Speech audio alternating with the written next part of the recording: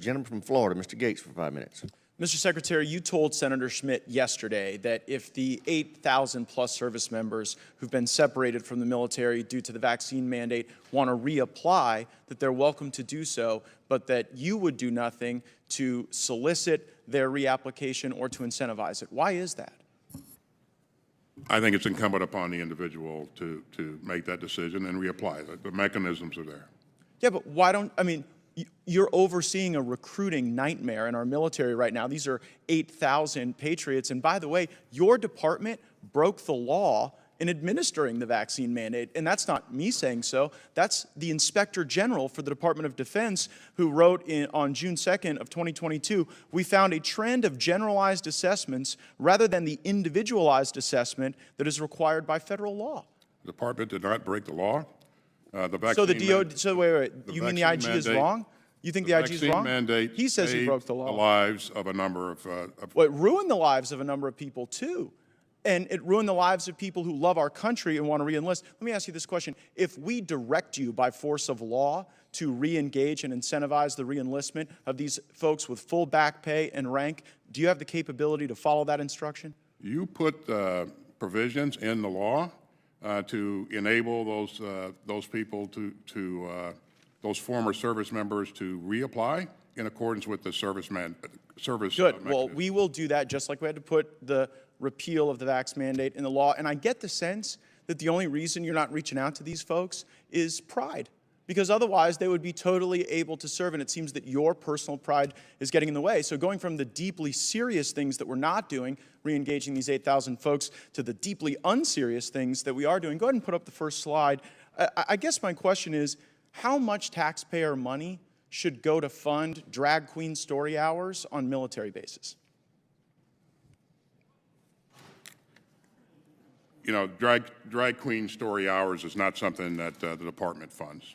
Well, wait a second. That's actually not what the record seems to suggest. You were going to fund one at Ramstein Air Force Base. That one got canceled, but that's DOD insignia. That's a drag queen story hour for children. Then also at Malmstrom Air Force Base outside of Great Falls, Montana, you had a drag queen story hour for kids. At the Joint Base Langley Eustis, you put on a drag queen story hour on a Saturday for the first ever kid-friendly diversity, equity, inclusion summer festival. And at Nellis Air Force Base, you had the Drag You Nellis on June 17th. Who funded these things, Mr. Secretary? Listen, drag shows are not something that the Department of Defense supports or funds. So. But wait, why are they happening on military bases? I just showed you the evidence. Why are they happening? I will say again, this is not something that we support or fund. Well, so you think hosting a drag queen story hour on a military base isn't supporting the drag queen story hour? I stand by what I just said. But you may stand by it, but it's belied by the evidence over and over again. I mean, are you aware of the piece, Biden's military, Air Force Base in Montana holds drag show, drag queen story hour for kids in the Western Journal. Are you aware of that? Again, I will say what I said before. You're saying what you're saying, but I guess it just doesn't comport with the facts. General Milley, this will be my last time to question you. You mentioned 2 years ago that you wanted to better understand white rage. And so my question is this. Did you read this book? No, not at all.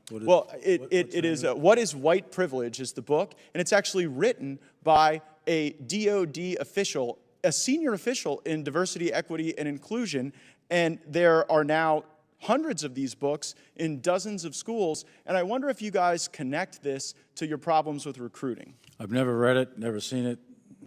Frankly, I don't even think about that stuff. I think about go ahead and put up the next slide. About the readiness of the force. Go ahead and put up the next slide, please.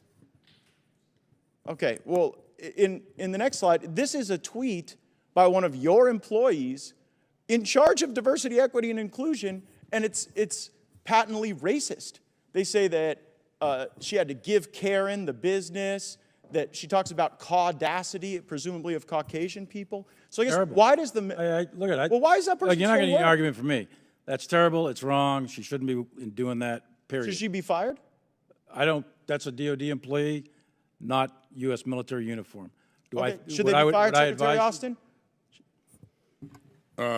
Again, as you heard in your subcommittee here, this incident was investigated, and And they're of course still this- employed.